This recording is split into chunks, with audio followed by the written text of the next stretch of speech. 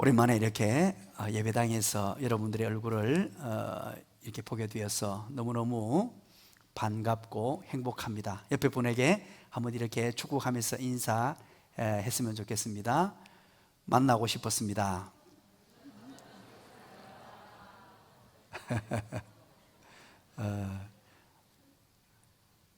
이렇게 한번 해볼까요? 오늘도 잘 오셨습니다. 은혜 많이 받으세요.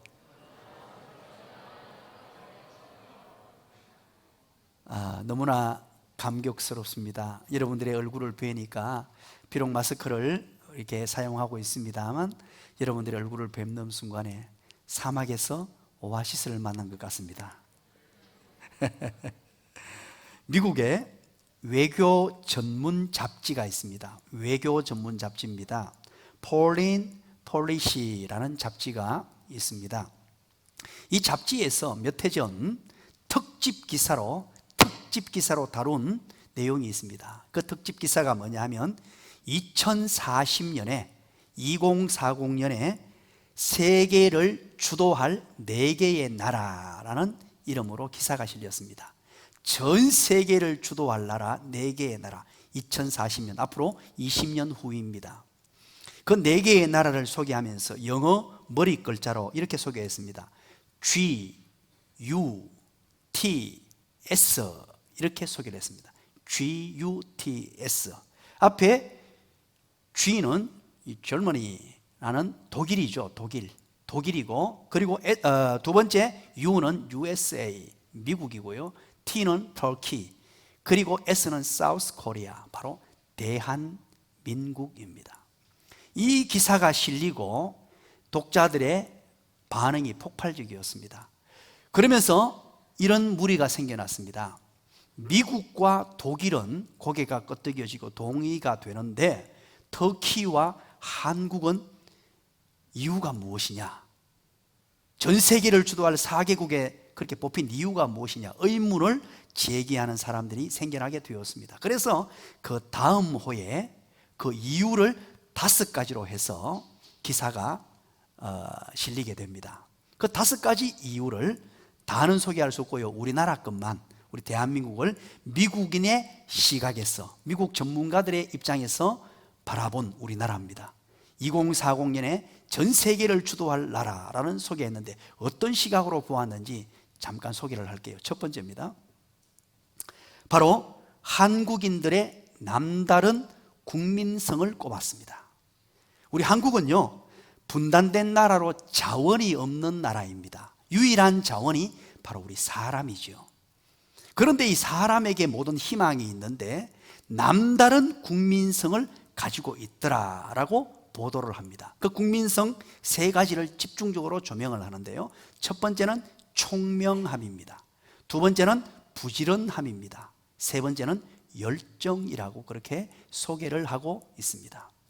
이 총명함을 소개하면서 시카고 트리뷴이라는 일간 신문이 있습니다. 시카고 트리뷴이라는 일간 신문에서 소개한 기사를 보도를 합니다. 미국인 가운데 미국에 살고 있는 49개 소수민족이 미국에 있대요. 49개 소수민족을 전부 조사를 했는데 특별히 지능을 조사를 했습니다. IQ, 평균 지능지수를 조사를 했는데 우리 한국인의 평균 지능지수가 105라고 나왔습니다. 여러분 전혀 안 놀라시는데, 자 여러분, 그래서 비교될 만한 집단을 한 군데 소개하겠습니다. 노벨상을 174개나 수상을 한 유대인입니다. 유대인의 평균 지능지수가 얼마냐니까 97이었어요. 그런데 우리나라 대한민국 국민들이 105, 아주 총명하다는 거죠. 남다른 총명한, 전 세계에서도 압도할 만한 그런 총명함을 갖추고 있는 민족이 우리 한국인이라고 미국인들이 그렇게 보았던 것입니다. 그리고 부지런하다고 소개를 합니다.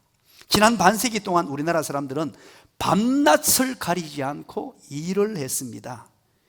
정말로 힘겨운 여정들 겪으면서도 우리 보릿고개 가난을 이기고 세계 최고로 가난한 나라에서 선진국까지 오르는 그 이유를 뭐라고 봤느냐? 이 기사에서는요, 일 중독자라는 표현을 씁니다. 그만큼 부지런히 잠도 자지 않고 일하는 민족이 바로 대한민국 국민들이다라고 그들은 보았던 것입니다. 또 한 가지가 바로 열정이라고 보았습니다. 이 열정은 제가 제일 좋아하는 단어죠. 우리 한국인의 기질이, 한국인의 국민성이 열정으로 똘똘 뭉쳐 있다라고 미국인들의 입장에서 보았다는 것입니다. 그게 바로 첫 번째입니다. 바로 남다른 국민성, 총명함, 부지런함, 열정으로 보았고요. 두 번째입니다. 두 번째는 한국인의 남다른 교육열을 꼽았습니다. 교육열. 한국인 부모들은요, 빚에 쪼들리고 이 부채에 쪼들리고 과로에 쓰러지면서도 자녀 교육만큼은 단념하거나 포기하지 않는 민족이라고 그들은 보았습니다. 과거에 논과 밭과 소, 재산 1호들을 전부 팔아가지고 어디에 올인했느냐? 자녀를 교육하는데 모든 것을 바친 민족, 이 세계의 사상 유례가 없는 민족이 바로 대한민국 국민이라고 그들은 보았습니다. 그러면서 현재에는요, 기러기 아빠라는 이런 신조어를 만들어낸 민족이 바로 우리 민족입니다. 가족이라는 것은 온 가족이 행복하게 남편과 아내와 자녀가 그렇게 살아야 됨에도 불구하고 오직 한 가지, 교육을 위해서 남편은 한국에서 돈을 벌고 자식과 아내는 미국을 가는 이런 기가 막힌 교육열을 가진 민족이 우리 민족이라고 미국인들은 보았던 것입니다.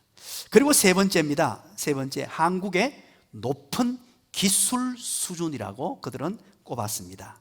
6.25 전쟁 이후에 산업화, 민주화 운동을 거쳐서 극심한 어려움과 여러 가지 소용돌이 속에서도 꾸준히 과학 기술을 발전시켜온 민족이 바로 대한민국 국민이다라고 그들은 밝히고 있습니다. 반도체, 가전제품, 조선, 자동차, 제철, 원자력 기술, 이런 것들은 초인류라고 그들은 보았습니다. 대한민국이 아니면 이것은 넘보지 못할 최고의 기술력을 가진 나라가 바로 대한민국이라고 보았습니다. 네 번째까지 얘기해도 별로 감동이 없습니다. 세 번째까지, 이제 네 번째. 네 번째는 뭐라고 밝혔냐니까 700만이 넘는 한국의 해외 동포들이라고 그들은 보았습니다. 이 네트워크요, 대단하다고 미국인들은 파악을 하고 있습니다. 자, 중국 사람들은요, 중국 사람들도 세계 도처에 흩어져 있습니다. 중국뿐만 아니고 일본 사람도 마찬가지고요. 그런데 한국인과는 조금 다른 부분이 있다 그래요. 특히 중국인들은 돈이 되는 곳에 집중적으로 가 있대요. 장사가 되고 수입이 되고 돈이 되는 곳마다 중국인들이 그냥 몰려들어 있는데, 이 한국인들은요 아주 재미있대요. 돈이 안 되는 나라에도 구석구석 세계에 우리 한국인들이 없는 장소가 없대요. 구석구석에 한국인들이 다 포진해 있고, 이것이 한 700만이 넘는데 네트워크로 구성되어 있고, 이래서 앞으로 이 한국인들은 대단할 것이다 이렇게 봤습니다. 이 네 가지죠. 그리고 마지막 다섯 번째가 매우 중요합니다. 이 네 가지보다 제가 다섯 번째를 설명하기 위해서 오늘 이 기사를 소개를 하는 겁니다. 다섯 번째는요, 제가 이 기사를 읽다가 감격스럽기도 했고 감동이 되는 그런 결과였습니다. 그게 뭐냐? 우리 대한민국이 2040년에 전 세계를 주도해 나갈 4개국에 오른 이유를 무엇으로 봤느냐? 바로 기독교, 특별히 개신교에 해답을 두었습니다. 이들은 왜 우리 예수 믿는 사람들에게 그들이 주목하고 해답을 줬냐 하니까, 이 개신교의 정신적, 도덕적, 윤리적 기반을 우리는 근간을 이루고 있다는 것입니다. 5천만 중에 1,000만이 넘는 기독교인을 보유하고 있는 이 나라에서 정서적 안정감, 그리고 신앙적 토대, 정직과 성실, 바르게 함, 이런 모든 토대들을 바로 개신교, 기독교인들이 그 밑바닥을 가득 채우고 있다라고 그들은 보았던 것입니다. 1885년도에 제물포항의 언더우드와 아펜젤러 선교사가 한국에 첫 발을 내디딤으로 한국의 개신교가 시작이 되었습니다. 선교사님들이 들어왔을 때 이 나라 이민족이 어땠습니까? 술과 가난과 도박과 샤머니즘으로 인섭이 얼마나 전통이 가난해지던 나라, 정말로 힘겹게 사는 나라였습니다. 그렇게 가난하게 살던 이 나라에 선교사님들이 들어오면서 한 손에는 복음을 들고 예수 그리스도의 복음을 들고 한 손에는 학교와 병원을 설립하면서 또 의료, 여성, 교육, 문화, 경제, 건축, 정치, 외교 모든 분야의 현대화를 이루는 정말로 엄청난 일들을 그들이 감당하게 됩니다. 그래서 급기야 지금에 이르러서는 한국은 전 세계 경제대국 10대 강국으로 세워지게 됩니다. 우리가 한국이 1위가 하는 부분들이 엄청납니다. 지금 대단한 나라로 세워졌습니다. 그렇게 가난하고 그렇게 힘겹게 살던 나라가 불과 반세기 만에 이런 엄청난 위험을 토했다는 것입니다. 그동안 한국교회는 한 줄기 빛으로서의 사명을 감당했습니다. 깜깜한 이 나라, 흑암에 드리워진 이 나라에 등대와 같은 역할을 감당했던 한국교회입니다. 한국교회가 이 나라를 지금까지 멋지게 세워왔고 한국교회의 기도와 한국교회인의 헌신으로 이 나라가 세워져 왔다라고 자부합니다. 지금 코로나19 사태라는 어려움을 맞이했습니다. 고통 중에 2021년을 시작했습니다. 앞으로 어떻게 될지 우리는 미래를 예측할 수 없습니다. 2020년 코로나로 1년을 보냈습니다. 2021년을 시작하면서 또다시 코로나와 함께 출발을 했습니다. 경제가 무너지고 있습니다. 소상공인들이 문을 닫습니다. 가게에 문을 닫습니다. 직장에서 해직 통보를 받습니다. 쫓겨납니다. 정말로 힘겨운 여정을 보내고 있습니다. 그래서 코로나 블루 현상으로 정신적 여러 가지 충격 속에 하루하루를 보내는 사람들이 얼마나 많은지 모릅니다. 절망 중에서 남모르는 눈물을 훔치는 사람들이 이 시대에 얼마나 많이 있습니까? 이때 우리 교회가 다시 한 번 더 세상에 빛을 비추는 한 줄기 빛으로 세워지기를 주님의 이름으로 간절히 축원합니다.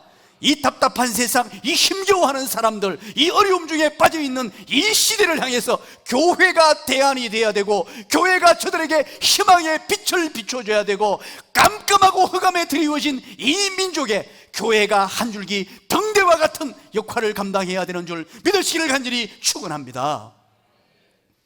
오늘 본문은 우리가 너무나 잘 아는 본문이죠. 예레미야서입니다. 이 본문의 내용을 정확하게 이해하기 위해서는 배경을 조금 이해할 필요가 있습니다. 이 배경은 주전 587년입니다. 횟수를 제가 정확하게 밝힌 이유가 있습니다. 주전 587년인데 586년에 나라가 망합니다. 남유다가 망한단 말이에요. 그렇다면 나라가 망하기 불과 1년 전이에요. 1년 전이니까 얼마나 힘겨운 여정을 보냈겠습니까? 얼마나 힘든 상황이었겠어요. 나라는 지금 풍전 등화와 같은 위기에 빠졌습니다. 절체절명의 위기에 빠졌습니다. 예루살렘 성, 유다의 수도입니다. 예루살렘 성에 바벨론이 군대가 와가지고 완전히 포위를 했어요.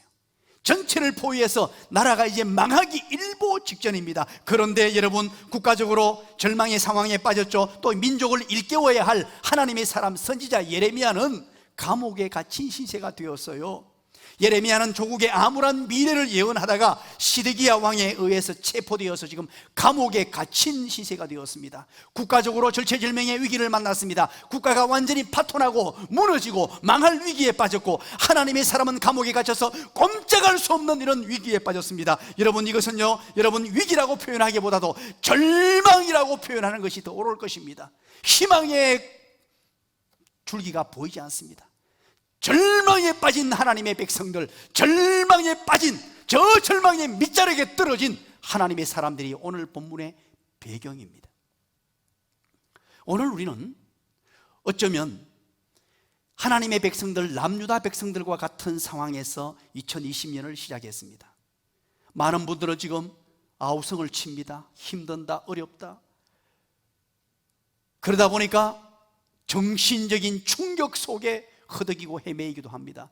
이럴 때 하나님의 백성들은 어떤 자세를 가지고 살아야 할 것인가? 오늘 예레미야서를 통하여 그것을 우리에게 말씀해 주고 있습니다. 특별히 예레미야 선지자의 행동함을 통하여 하나님의 백성들이 이 위기의 순간에, 절망의 순간에 어떤 자세로 살아가야 할 것인가 하는 해답을 우리에게 제시하고 있단 말입니다. 첫 번째입니다. 오늘 6절부터 9절까지 말씀의 첫 번째, 위기의 때에, 절망의 때에 하나님의 백성들이 살아가야 될 삶의 방식과 원칙을 우리는 발견하게 됩니다. 여러분 따라서 합니다. 하나님의 말씀에 귀를 기울이고 순종해야 합니다. 그렇습니다.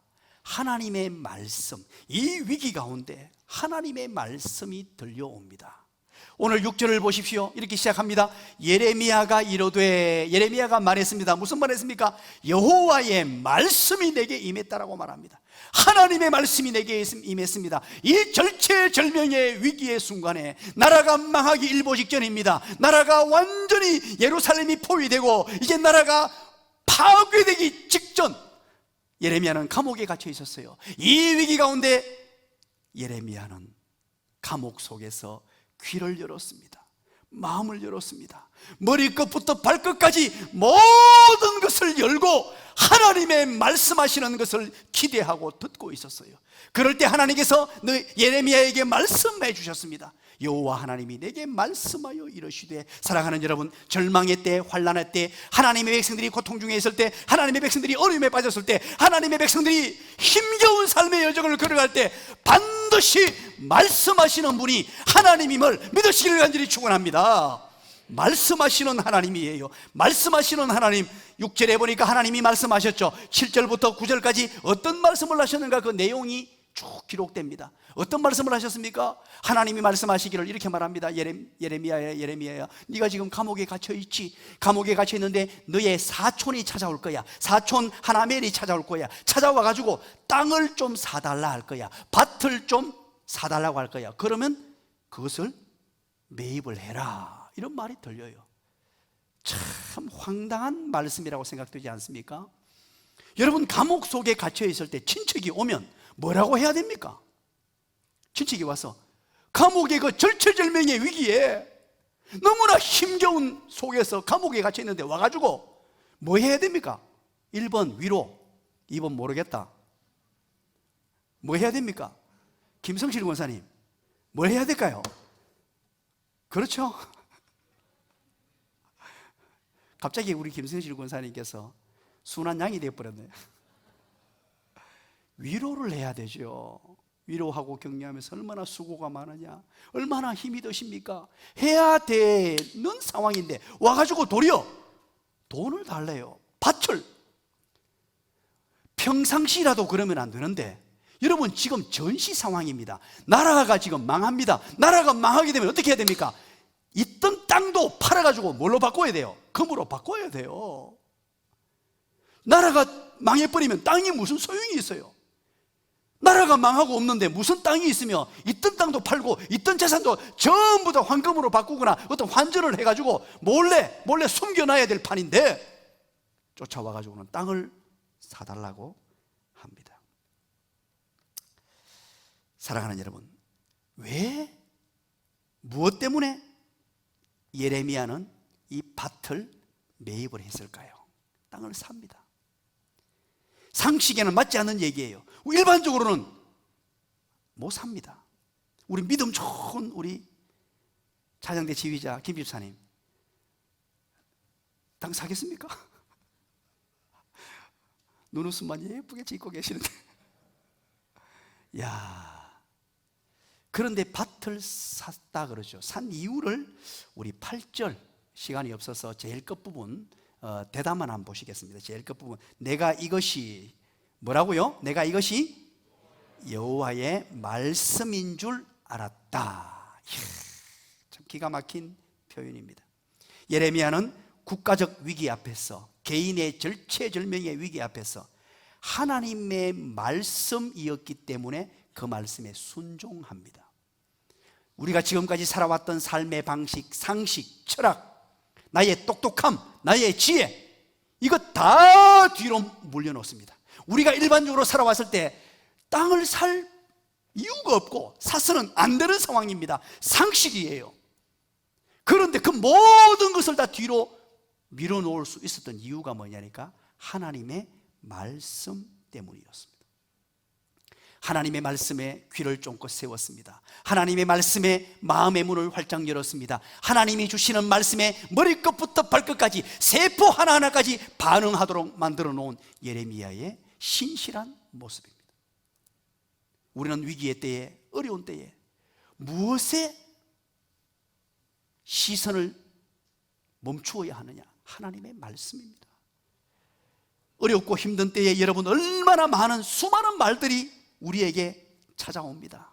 이건 이래서 그렇고, 이건 이래서 그렇고, 이래서 이렇게 해라, 이렇게 해라. 수많은 유언비어들, 요즘 말로 가짜 뉴스들 얼마나 많이 들려옵니까? 비관적인 말들, 안 된다는 말들, 이런 정말로 합리적으로 들려오는 이야기들 또한 많이 있습니다.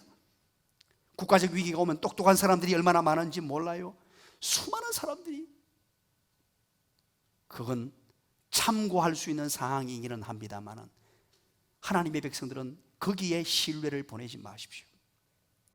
하나님의 말씀이 우리에게 왜 코로나를 주셨고, 하나님의 말씀이 우리에게 왜 이런 절체절명의 위기를 허락하시며 어려움을 허락하시고 환난을 허락하시고 내 가정에, 내 직장에, 내 자녀에게, 내 사업장에 왜 이런 문제가 일어나느냐, 근원적이고 근본적인 문제를 말씀하시는 하나님의 말씀에 귀를 쫑긋 하시기를 주님의 이름으로 간절히 축원합니다.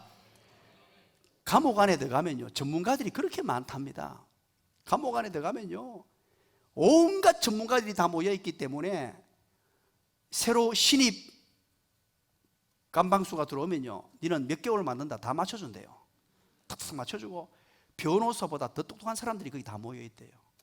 저는 그래서 개인적으로 빨리 그 사람들을 풀어줘야 우리나라가 사는데. 예레미야에게 얼마나 많은 조언을 했겠습니까? 함께 있던 그 감옥에 있던 사람들이 얼마나 많은 얘기를 했겠어요. 올바른 얘기, 똑똑한 얘기, 정치적인 얘기, 경제적인 얘기, 어떻게 하면 된다, 어떻게 하면 된다, 수많은 얘기들, 주변 사람들의 어떤 지식, 경험, 똑똑함, 잘남으로 얼마나 많이 교훈해 줬겠어요.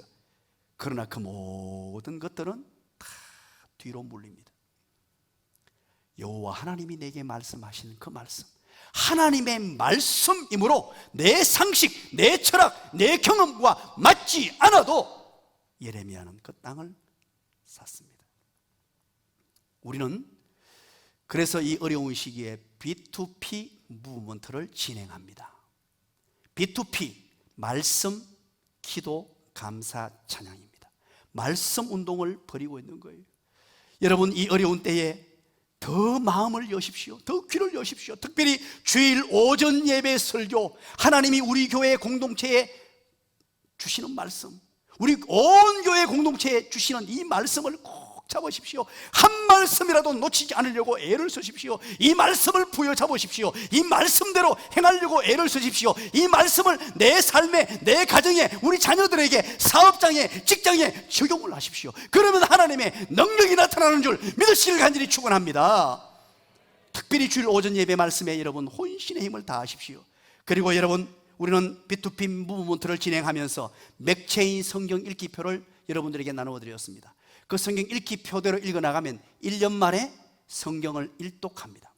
일독하고 신약 성경을 덤으로 한 번 더 읽습니다. 올 2021년 한 해 하나님의 말씀 중심의 삶, 하나님의 말씀이 내 인생의 중심이 되고 하나님의 말씀이 내 인생의 나침판이 되고 하나님의 말씀이 주도하는 삶이 한번 되어보십시오. 어떻게 내 인생을 하나님이 붙들어 주시고 역사하시는지 한번 해보십시오. 그리고 말씀 묵상을 매일 하는 것을 원칙으로 합니다만, 우리 아직까지 말씀 묵상을 깊이 해보지 못한 분들을 위해서 4회 이상으로, 잘할 수 있는 분은 7회를 다 하십시오. 그러나 아직 경험이 부족해서 그런 분들은 4회를 하려고 한번 애를 써보십시오. 그리고 성경 쓰기를 합니다. 성경 쓰기. 성경 쓰기를 하면서 지금 우리 집 사람이 성경 쓰기를 하다가 갑자기 옛날에 성경 읽기를 하고 할 때는 우리 사람이 저한테 질문을 잘 안 했어요. 성경 읽고 우리 집사님 꼼꼼하게 줄 거 가면 읽는 스타일인데 안 하더니만 이번에 성경 서기를 하면서 질문이 많아졌습니다. 목사님, 이거는 의미가 뭐예요?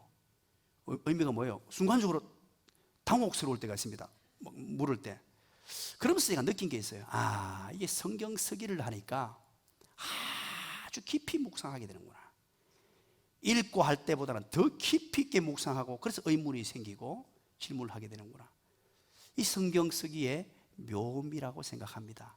여러분들이 이제 성경을 써서 합본을 가져오면 창세기부터 계시록까지 전체 합본집을 만들어 줄 수도 있고, 또 따로 신명기 합본집을 여러분 이름을 걸어 가지고 책으로 여러분 만들어 주려고 그래요. 합본집을 만들어 주려고 합니다. 여러분 평생 가보가 될 수 있도록 한번 하나님 말씀 한 절 한 절을 말씀 중심의 삶으로 우리 한 해를 보내 보십시다. 얼마나 설 수 있을지 모르겠습니다. 시간 날 때마다 한번 천천히 한번 해보십시오. 그리고 반드시 하나님께서 보상해 주시고, 그리고 교회에서도 보상이 있을 것입니다. 그 보상이 뭡니까? 보상이 뭐죠? 비밀입니다. 사랑하는 여러분, 두 번째입니다. 이 예레미야는 두 번째 10절부터 12절까지 말씀이에요. 희망을 나누는 삶을 삽니다. 희망을 나누었어요. 희망을 창조하고 희망을 만들어내고 희망을 퍼뜨렸다는 말이에요. 희망을 나누는 삶을 살았습니다. 자, 오늘 10절부터 12절까지 말씀인데요, 지금은 전시 상황입니다. 나라가 망하고 있습니다. 이제 내년에 1년 뒤에 나라가 망합니다. 그렇다면 있던 밭도 팔아야 되고 땅도 팔아야 되고 모든 재산을 정리해서 돈으로, 황금으로 바꿔야 될 판인데 예레미야의 행동이 이해할 수 없습니다. 조금 전에 말씀 때문이라고 했죠. 말씀만을 믿고 한 것, 그 외에 또 이유가 있습니다. 그럼에도 왜 땅을 매입하고 있느냐? 이것은 바로 희망을 사고 있는 것입니다. 여러분 보세요. 나라가 망해버리면 있던 땅도 팔아야 되죠. 그러면 사람들이 전부 다 큰일 났다, 난리 났다, 막 절망에 만들어 쏟아냅니다. 우리나라가 이제 망한다, 바벨론이 포위가 돼가지고 이 어떡하냐, 내 재산 어떡하냐, 땅을 어떡하냐, 그리고 전부 다 지금 부정적인 말을 하는데, 땅을 도리어 있던 땅도 파는 상황에서 땅을 매입했다는 뜻은 이 땅에 희망이 있다는 것을 선포한 것입니다. 모든 사람들은 이 땅이 망했다라고 얘기하는데 아니다, 이 땅에 희망이 있다. 환경은 지금 완전히 망하는 환경이고, 환경은 바벨론이 지금 에워싸있고 나라가 절체절명의 위기에 있지만 하나님이 살아계시기 때문에, 하나님이 함께 하시기 때문에 이 나라, 이 민족은 살아납니다. 나는 그래서 땅을 삽니다. 도리어 팔아야 될 상황에 땅을 매입합니다 하고는 희망을 외치고 희망을 퍼뜨리고 있는 모습이에요. 그것이 바로 땅을 사는 행위였습니다. 예레미야는 지금은 비록 이 나라가 망하고 이 땅이 보잘것없어 보이고 이 땅이 무용지물이 될 것 같지만, 그러나 믿음의 눈으로 보라. 하나님이 반드시 회복시켜 주실 것이고 반드시 유명한 땅이 되게 하실 것이고, 이 땅을 통하여 하나님의 나라가 얼마나 멋지게 펼쳐지는지 봐라. 이것을 통하여 백성들에게 희망을 퍼뜨리고 희망을 나누어 주며, 절망에 빠져서 비비온불하고 절망에 빠져서 좌절 가운데 있고 절망에 빠져서 눈물 흘리는 백성들에게 하나님 때문에, 환경은 절망입니다. 환경은 좌절입니다. 그러나 하나님 때문에 하나님께 시선을 고정시키고 희망이 있음을 얘기하고 있습니다. 오늘 이 밭을 산 행위는 내일을 사고 있는 행위입니다. 이 밭을 사고 있는 것은 꿈을 사고 있는 행위입니다. 이 밭을 사고 있는다는 것은 희망을 지금 창조하고 희망을 만들어내는 행동이었습니다. 오늘날 현실에도 동일합니다. 여러분 주변을 한번 돌아보십시오. 코로나19로 심각한 상황입니다. 그 중에 저는 참 눈물이 나는 상황이 있어요. 코로나19 힘든 상황이죠. 그러나 서두에 이 나라 이 민족이 얼마나 대단한 민족으로 세워졌는지, 복음이 이 땅에 들어오면서 얼마나 대단한 역할을 했는지 말씀드렸죠. 그런데 지금 심각한 상황이 뭐냐? 코로나19보다 더 심각한 것이 나라가 두 조각 나버렸습니다. 이념 때문에, 보수와 진보로 지금 나뉘어진 이 나라가 심각한 상황이에요. 옳고 그름이 사라져버리고 이념에 양분된 나라가 되어버렸습니다. 목사로서 눈물이 날 정도로 안타깝습니다. 신앙보다도 더 우위에 있는 것이 여러분 무엇이 되어버린 줄 아십니까? 하나님을 믿는 신앙, 하나님의 말씀보다도 사상, 이데올로기가 더 지배하는 사회가 되어버렸고, 교회에도 심지어 그렇게 양분되어 있어요. 지금 지금 심각한 상황이에요. 사랑하는 여러분, 앞으로 우리 교회는 희망을 제시하고 희망을 나누는 교회인데요, 보수의 가치를 가지신 분도, 진보의 가치를 가지신 분도, 미국에 사시는 분도, 영국에 사시는 분도, 아프리카에 사시는 분도, 전라도에 사시는 분도, 경상도에 사시는 분도, 강원도에 사시는 분도 예수 복음 안에서 하나 되는 것이 교회인 줄 믿으시길 간절히 축원합니다. 교회가 대안이에요. 그런 의미에서 예수 안에서 하나가 돼야 돼요. 여러분, 생각은 다를 수 있습니다. 사상과 철학은 다를 수 있어요. 다른 환경에서 자랐기 때문에. 그러나 예수 복음 안에, 예수 능력 안에 사상도 뛰어넘고 이데올로기도 뛰어넘고 가난도 부도 다 뛰어넘고 얼굴 색깔도 뛰어넘고 국가도 뛰어넘고 예수 복음 안에서 하나 되는, 성령의 능력으로 하나 되는 곳, 그것이 교회예요. 그래서 교회는요, 진보의 가치를 가지신 분도 교회 안에 한 가족이 될 수 있어요. 보수의 가치를 가지신 분도 한 가족이 될 수 있어요. 때로는 가난하신 분도 한 가족이 될 수 있어요. 때로는 돈을 많이 가지신 부자도 한 가족이 될 수 있어요. 어린아이도 우리가 한 가족이 되고, 연세 많으신 어른도 한 가족이 되어서 서로 다른 색깔, 7색깔 무지개가 하나가 되는, 소프라노, 알토, 테너, 베이스가 화음을 이루는, 하모니를 이루는 곳이 바로 교회입니다. 그런 의미에서 우리는 교회가 대안을 제시해야 됩니다. 지금 이렇게 나누어진 양분된 이 시대 속에서 교회는 거기에 휩싸이면 안 됩니다. 이쪽 저쪽에 기웃거리면서 거기에 휩싸이면 안 돼요. 오직 성경의 눈으로 보고 하나님의 나라 관점으로, 하나님의 말씀으로, 그것이 이 민족에게 등불이 되고 희망이 됩니다. 여러분, 보수의 가치를 가지신 분도 우리의 전도 대상자입니다. 진보의 가치를 가지신 분도 우리의 전도 대상자예요. 그분들 다 예수 믿게 해서 예수 복음 안에서 하나가 되는 나라, 이것이 우리가 꿈꾸는 세상이고, 이것이 성경적인 가치를 가진 교회의 모습입니다. 오늘 보니까 매매 정서를요, 이렇게 하죠. 2개를 만듭니다. 땅을 샀는데 매매 정서를 2개를 만들어 가지고, 하나는 토기 속에 깊이 묻어둬요. 묻어두고 또 하나는 시위대 뜰 안에 있는 모든 사람들을 보게 오픈을 해버립니다. 보이게. 이게 뭘까요? 왜 모든 사람들이 보게 했을까요? 이것은 상징적인 행동입니다. 희망을 퍼뜨리는 아름다운 행동이에요. 다 바라는 거예요. 여러분, 희망이 있습니다. 환경은 절망으로 보입니다만, 나라가 빼앗기는 것 같고 나라가 망하는 것 같지만 이게 끝이 아니에요. 보세요, 나는 이 땅을 삽니다. 희망을 퍼뜨리고 사람들에게 미래를 얘기하고 사람들에게 아직까지 살아갈 방법이 있다고 얘기하는 거예요. 이게 바로 희망을 나누어주는 사람입니다. 그래서 우리는 이제부터 특별히 2021년 한 해에 언어 생활을 여러분 점검해 보시기 바랍니다. 언어 생활, 절대 부정적인 얘기로 다른 사람을 억누르거나, 안 그래도 힘든데 부정적인 얘기로 다른 사람 힘 빼지 마십시오. 우리 예수 믿는 사람들은, 그리스도인들은 어렵다고 얘기 안 해도 다 알아요. 힘들다고 얘기 안 해도 다 알아요. 다 느끼고 있습니다. 이럴 때 희망을 얘기하는 사람입니다. 생명 언어를 얘기하고 비전 언어를 얘기합니다. 칭찬하고 위로하고 격려하고 감사하고 친위격감으로 감고미사축으로 하나님의 백성들이 세상 사람들에게, 또 옆에 있는 성도들에게 전하는 거예요. 그래서 우리 성도만 만나면은 기분이 좋아야 돼. 행복해야 돼. 오늘 우리 찬양대 찬양을 너무 아름답게 하셨는데 찬양할 때 모일 때 치위격감 감고미사축하고 볼 때마다 두 눈을 바라보면서 우리 권사님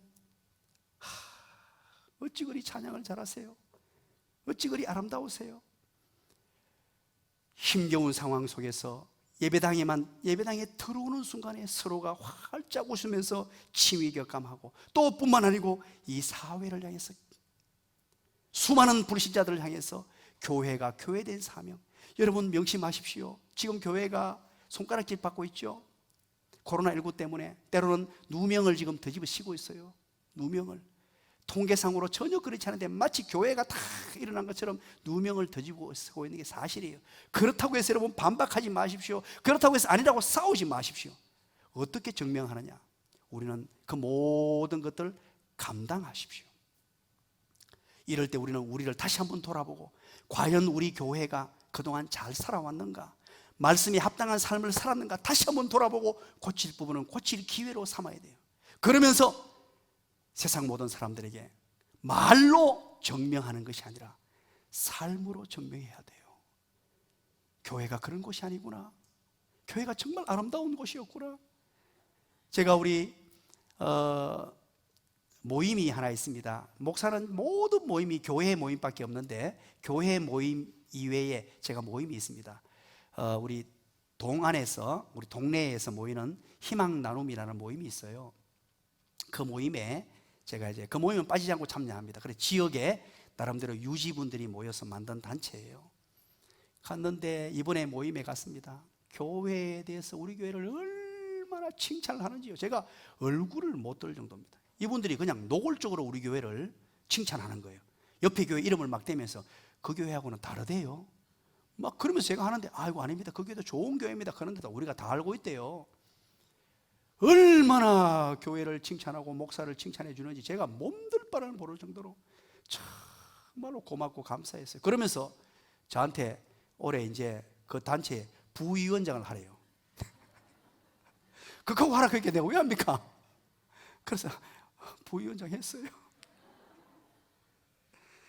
사랑하는 여러분, 우리 교회는 말로 하는 곳이 아닙니다. 예수 믿는 자답게 우리는 살아가야 돼요. 그러면서 그들에게 그들을 입에서 스스로가 교회가 다르구나, 내가 생각했던 게 잘못되었구나라고 알도록 잘 살아야 돼요. 마지막 한 가지입니다. 세 번째 13절부터 15절까지 말씀입니다. 바로 미래를 기대해야 합니다. 절망의 시대에 비전을 선포했죠. 그 비전이 뭡니까? 밭을 샀습니다. 이것은 바로 미래를 사는, 희망을 사는 행위라고 말씀을 드렸습니다. 이제 미래가 있음을 선포하는 행동이었죠. 그리고 미래를 기대하는 사람이 되어야 돼요. 이 기대라는 단어가 참 중요한데요, 그리스도인은 아무리 힘든 상황이라도 미래를 기대하는 사람이 그리스도인이요 성도입니다. 이 미래의 기대의 다른 말이 뭘까요? 기대의 다른 말은 믿음입니다. 믿음. 하나님께서 베풀어 주실 하나님의 은혜를 기대합니다. 지금 상황은 절망이고 고통이고 아픔입니다. 눈물입니다. 때로는 나의 삶의 울타리가 넘어집니다. 때로는 나의 경제적인 문제가 손실이 생깁니다. 나의 건강에 문제가 생겼어요. 자녀의 문제가 생겼습니다. 그러나 하나님의 택한 백성들은 하나님의 말씀을 부여잡고 희망을 퍼뜨리면서 미래를 기대하는 사람이, 미래는 무엇으로 보느냐? 바로 믿음의 눈으로 보는 것입니다. 믿음의 창을 열어야 됩니다. 그것을 우리는 영안이라고 합니다. 보이지 않는 세상입니다. 보이지 않는 세계입니다. 그것은 바로 믿음의 눈으로 보는 것입니다. 여러분 기억하십니까? 홍해 앞에 하나님의 백성들이 당도했습니다. 그때 백성들은 전부 눈에 보이는 눈을 가지고 홍해가 가로막고 있고 뒤에는 애국 군대가 쫓아오고 옆에는 낭떠러지니까 비비원불합니다. 불평불만을 쏟아냅니다. 그러나 믿음의 눈을 가졌던 모세는 그러지 않았어요. 믿음의 눈을 가졌던 모세는 그 환경을 바라보지 않고 멀리 있는 홍해바다 너머에 가나안 땅을 바라보는 거예요. 기대의 눈으로 그것을 바라보고 외쳤고, 그래서 바로 그에게 주어졌던 지팡이 하나를 가지고 내리쳤을 때 바다가 갈라지는 기적의 인생이 되었던 것입니다. 우리는 이 어렵고 험난한 세월 속에 미래를 기대해야 돼요. 이 기대라는 말을요, 제가 너무너무 좋아해요. 기대한다 이러면요, 마음이 설레입니다. 우리는 현 상황에 매몰돼 가지고, 환경에 매몰돼 가지고 날마다 주눅 들어 살고 힘 빠져 살고 어깨 늘어뜨리고 사는데, 하나님의 백성들은 환경은 그대로일지라도 하나님의 약속의 말씀을 가지고 미래를 기대하는 사람입니다. 말씀의 결론을 맺습니다. 오늘 우리에게 하나님께서 말씀하셨어요. 2021년을 시작하면서 행복을 누리고 희망을 나누는 사람이 되라. 하나님께서 목사를 통하여 이것을 표로 정하고 우리는 달려갑니다. 지난 3주 동안에 행복을 누리는 삶의 비결을 우리가 살폈고, 이제 오늘부터 희망을 나누는 삶이 어떤 삶이냐, 이게 바로 그리스도인의 사명입니다. 그리스도인의 사명. 기도하겠습니다. 하나님 아버지, 고맙습니다. 감사합니다. 웬 사랑입니까? 웬 은혜입니까? 이렇게 코로나19 사태 중에서도 하나님의 백성들이 하나님 앞에 나와서 예배하며, 또한 인터넷에서 또 가정에서 예배를 드릴 수 있는 은혜 주시니 감사합니다. 특별히 오늘 말씀을 듣고 절망의 때에 하나님의 말씀을 부여잡게 하여 주시옵소서. 하나님의 말씀을 내 인생의 한복판에 두고 내 인생의 내비게이션, 나침판으로 삼을 수 있도록 도와주시고, 무엇보다도 절망의 시대에 희망을 퍼뜨리며 희망을 나누는 삶을 살게 하시고, 무엇보다도 미래를 믿음으로 기대하는 하나님의 사람들로 우뚝 세워질 수 있도록 인도하여 주시옵소서. 예수님 이름으로 기도드리옵나이다. 아멘.